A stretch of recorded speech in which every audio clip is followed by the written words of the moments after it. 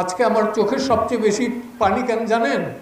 যে যখন দেখে যে মুক্তিযোদ্ধার গলায় জুতার মালা, যখন দেখে যে নুরুল হুদার গালে জুতা দিয়ে পিটায়, তখন মনে হয় যে এই জন্য আমার উদ্যুক্ত করা উচিত। হয় বিশ্বাস করার প্রতিটা রাত আমি কান্না করি যে কেন কি করতে পারতেছি না, আমার বয়সের কারণে, আমার শারীরিক কারণে। ছেড়ে দেওয়ার লোক আমি ছিলাম না। জীবনে কোনোদিন জ্ঞানত কোনো অন্যায়ের সাথে আপোষ করি নাই। আমি পুত পবিত্র এটা বলবো না, কিন্তু জ্ঞানত আমি অন্যায়ের সাথে আপোষ করি নাই। আমার এই মুক্তিযোদ্ধাদের গলায় যখন দেখি জুতার মালা, জুতো দিয়ে বাড়ি দেয়, অথচ কিছু করতে পারছি না, তখন আমার মনে হয় যে আত্মহত্যা করবো না উচিত। তো সেই কারণে আমি বললাম যে আপনারা না, আমি সবচেয়ে বড় অসহায়, সবচেয়ে বেশি আমি কি বলবো সংখ্যালঘিষ্ঠ। আজকে ৭১-এ যারা যুদ্ধ করেছি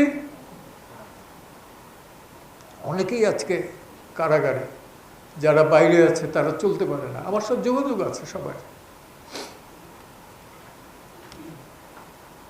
কি বলবো, আর বলার কিচ্ছু নাই। আমি শুধু একটা জিনিস বলবো, আমাদের সন্তানরা যদি মুক্তিযুদ্ধকে ধারণ করে তাইলে তারা যেন রুখে দাঁড়ায়। আর একটা দেখবেন, আওয়ামী লীগ আজকেও কালকেও 50 বছর পরে হলেও ক্ষমতায় আসবে। প্রতিবাদ কিন্তু এই গভর্নমেন্টের বেলা আওয়ামী লীগ করে না, কেউ করে না। ফার্স্ট আমি করেছি যেদিন ওয়াকারুজ্জামান বলল যে আমি জামাত এবং কাকে না বিএনপির বল না, জামাত এবং কাকে কাকে যেন সে ডাকছে, এবং আমার উপর আপনি বিশ্বাস রাখেন। আমি সাথে সাথে কিন্তু ফেসবুকের লাইভে গিয়ে বললাম যে একটা বেআইনি ঘোষিত সংগঠনকে তুমি ডাকতে পারো না। ওই চেয়ারে বসে